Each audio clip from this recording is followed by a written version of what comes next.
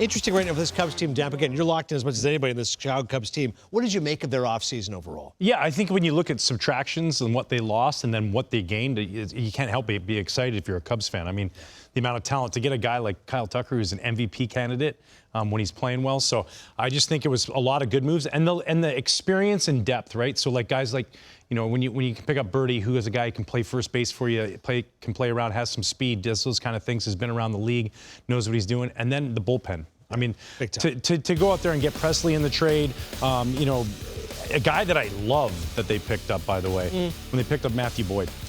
I had a big conversation with him, and he talked about, you know, the analytics of the game and how he got so wrapped up in them that he kind of forgot his identity of being a pitcher. Yeah. You know, trying to create these different things as we get into creating more velocity or more spin. It's like, well, I got to pitch still. And he kind of found himself last year. We saw what he was able to do in the postseason, all that kind of stuff. And I think that's a big signing for them, too. Tons of depth. Listen, you're going to have injuries throughout the year. The more guys you can have that can help you out when those guys go down, and they did a good job of that. Still one big free agent out there, and Alex Bregman. Yeah. Imagine him coming to Chicago, and all of a sudden it really feels like a former Astros team. You'd have Tucker, you'd have Bregman. I just think it'd be such a great fit there at the friendly confines. Yeah, I think it would, and I think that, you know, when you listen to Jed and Carter talk, I think that's somebody that they obviously have targeted and have had conversations with, as well as many teams have, and I think it's a place that Alex Bregman would love to play, if not back in Houston. And, you know, if that's something that comes to fruition, I think it really solidifies the Cubs as the front runner. The Cubs as the front runner in the National League Central.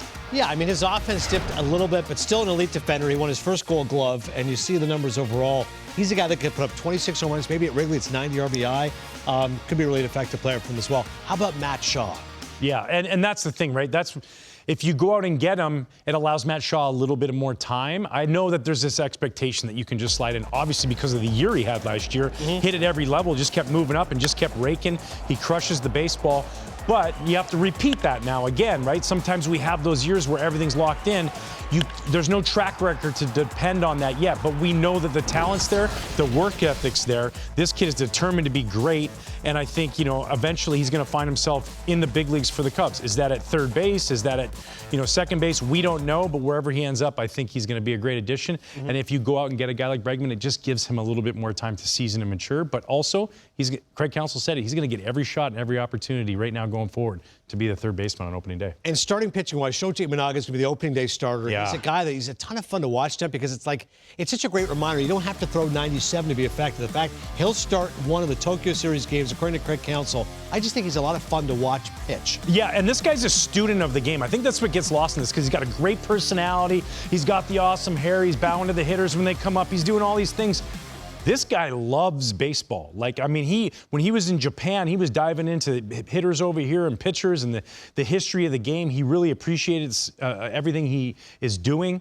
And I think, you know, this is a great honor for him to go back to Japan and to be able to start that opener against the defending champion World Series, you know, Los Angeles Dodgers. Probably end up being Yamamoto against him. Who knows? Yeah. But what a cool, special moment. And to already know that you have that coming down the pipeline. This guy works as hard as anybody. He's a great teammate. He earned it last year to go out there and start opening day. Cubs fans will be bowing down to him like Mike Myers in Wayne's World, right? We're not worthy. We're not worthy. Yeah. We shall see. Imanaga, a lot of fun to watch him in Tokyo.